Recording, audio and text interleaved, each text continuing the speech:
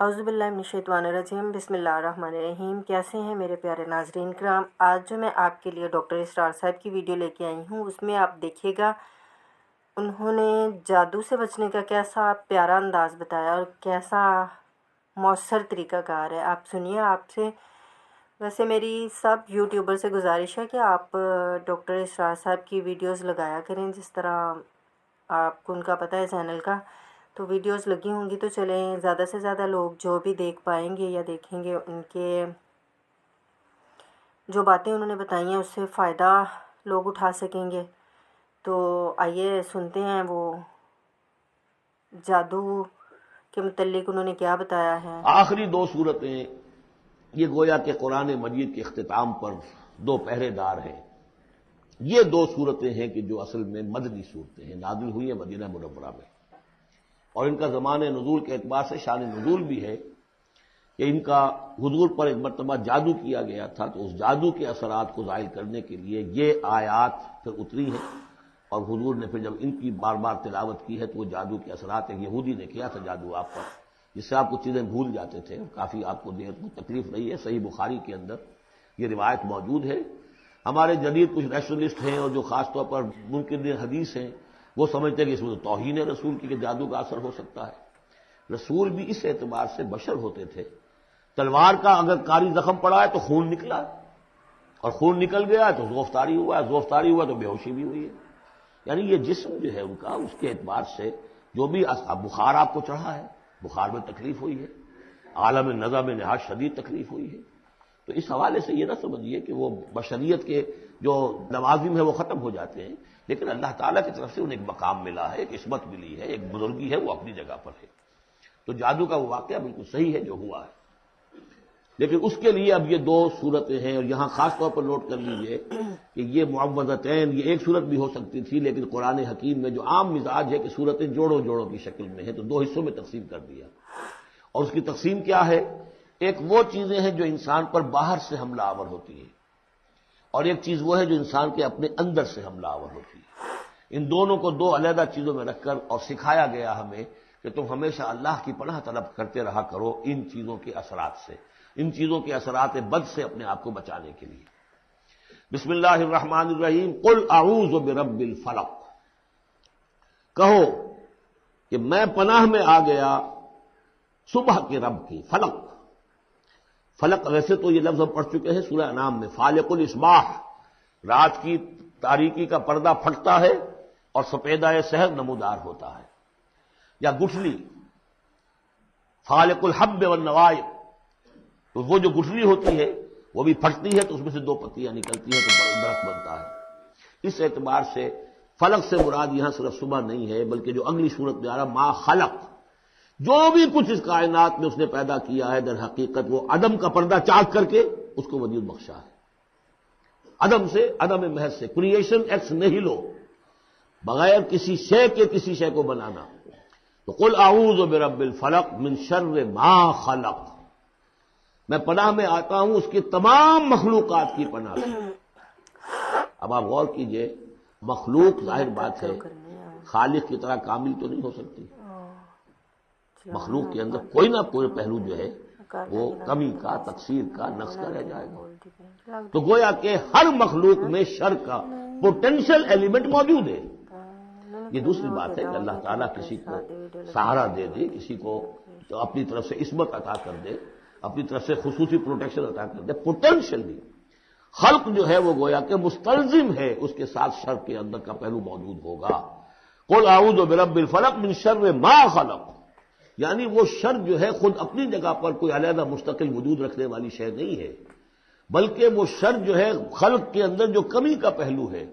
جیسے ہم نے انسانوں کے بارے میں پڑھا، خلق الانسان من عجل، انسان کی سرشت میں جلد بازی ہے۔ خلق الانسان ضعیفا، انسان کمزور پیدا کیا گیا ہے۔ جو اس کا فطرت والا پہلو ہے، جو روحانی پہلو ہے، وہ تو ہے انا خلقنا الانسان فی احسن تقویم، لیکن جو یہ حیوانی پہلو ہے اس کا جو مادی وجود ہے، اس میں تو ضعف بھی ہے۔ ان الانسان خلق ہلوعا اذا مسہ الشر جزوعا واذا مسہ الخیر منوعا، تو یہ تمام چیزیں جو ذہن میں رکھیے۔ قل اعوذ برب الفلق من شر ما خلق، جو بھی مخلوقات ہیں ان میں سے جو بھی شر کا پہلو ہے میں اس سے اے پروردگار تیری پناہ میں آتا ہوں۔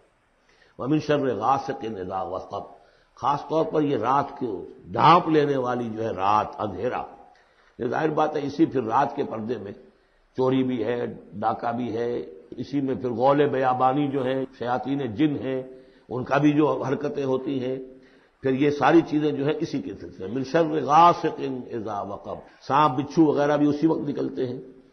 ومن شر النفاثات فی العقد، اور جو عورتیں گانٹھیں باندھ کر پھونکے مارتی ہیں، یہ جو بھی ٹونے ٹوٹکے ہوتے ہیں اور اس کی وجہ سے لوگوں کو نقصان پہنچایا جاتا ہے، گویا کہ یہ بھی اس کے اندر بھی کوئی حقیقت ہے، یہ سفلی عملیات بھی ہیں، ان کے بھی اثرات ہیں۔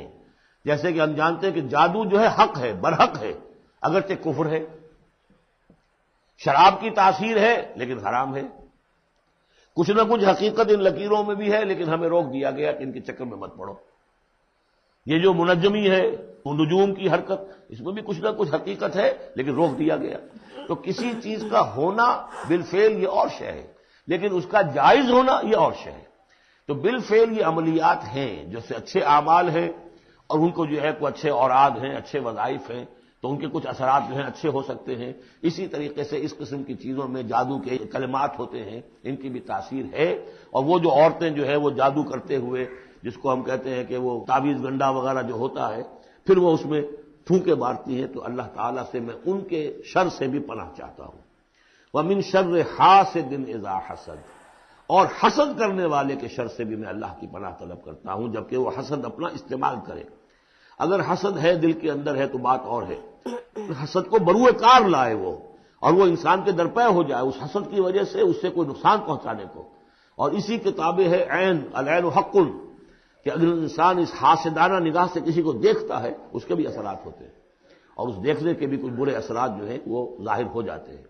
تو یہ تمام چیزیں اپنی جگہ پر ہیں، لیکن ان سے پناہ کرنے کے لیے آپ لمبے چوڑے کوئی اور شکلوں میں نہ پڑیں، یہی معوذتین اللہ نے جو محمد رسول اللہ کو تلقین فرمائے، سارا دار و مدار ان پر ہونا چاہیے۔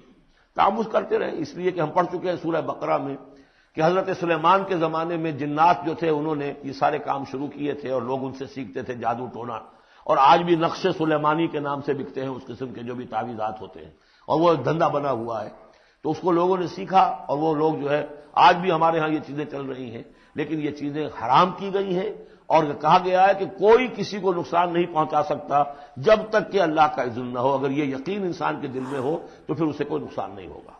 اور ویسے تو یہ ہے کہ تکلیف اللہ کی طرف سے کسی وقت آ سکتی ہے، بغیر اس کے کہ کوئی اور آپ کو پہنچائے، اللہ کی طرف سے خود بھی آ سکتی ہے۔ بارک اللہ لی و لکم فی القرآن العظیم ونفعنی وإیاکم بالآیات والذکر الحکیم۔ جی پیارے ناظرین کرام، آپ نے ڈاکٹر اسرار صاحب کی ویڈیو دیکھی، ان کا آپ نے دیکھا ہوگا ان کا انداز، ان کا سٹائل، ان کا بولنے کا طریقہ کتنا پیارا، کتنا خوبصورت اور مؤثر تھا، دلوں پہ اثر کرنے والا۔ یعنی انہوں نے جادو کو ختم کرنے کے لیے آپ کو بالکل وہی طریقہ بتایا ہے جو سنت کے مطابق ہے، جو قرآن پاک کے مطابق ہے، جو قرآن پاک میں بتایا گیا ہے، جو ہمارے نبی کریم صلی اللہ علیہ وسلم نے ہمیں جو آیات بتائی ہیں، جو صورتیں بتائی ہیں جادو کو ختم کرنے والی بتائی، وہی ہیں انہوں نے، لیکن ان کا آپ نے طریقہ کار دیکھا، یعنی مطلب انہوں نے اس کی تشریح، اس کی تفسیر کے ساتھ آپ کو بتایا سب کچھ۔ آج کل کے آپ مطلب پیروں فقیروں بابوں کے پاس چلے جائیں تو وہ آپ کو بنڈلوں کے بنڈل تویز اٹھا کے دے دیتے ہیں کہ ان کو صبح شام دوپہر اس کو جلانا ہے، اس کو سر پہ چکر دینے ہیں، ڈوریاں دے دیتے ہیں آپ کو دھاگے باندھ کے، اس کو جلانا ہے، اور کاغذ بتیاں بنا کے دے دیتے ہیں جی کہ ان کو جلانا ہے۔ تو وہ بس ایسے ہی آپ سب جانتے ہیں، سمجھتے بھی ہیں کہ وہ سب ایسے ہی ہے کاروبار جو آج کل کے لوگوں نے بنایا ہوا ہے پیسہ کمانے کے لیے۔ ڈاکٹر اسرار صاحب کی ساری ویڈیوز ہی بہت اچھی ہیں، بہت دل کو چھو لینے والی ہیں، ان کو شیئر کیا کریں ایک دوسرے کے ساتھ، ایک دوسرے کو بتایا کریں۔ تو اجازت دیں، ملتے ہیں آپ کے ساتھ کسی اور ویڈیو میں، ڈاکٹر اسرار صاحب کی کسی اور ویڈیو کے ساتھ۔ تو اگر آپ کو ویڈیو اچھی لگی ہو تو لائک شیئر ضرور کیجیے گا، اور اگر آپ نے ابھی تک چینل کو سبسکرائب نہیں کیا یا آپ چینل پہ نئے آئے ہیں تو چینل کو سبسکرائب کر لیں اور بیل آئیکن کو بھی پریس کر لیں۔ اجازت دیں۔ اللہ آپ سب کا نگہبان۔ اللہ حافظ۔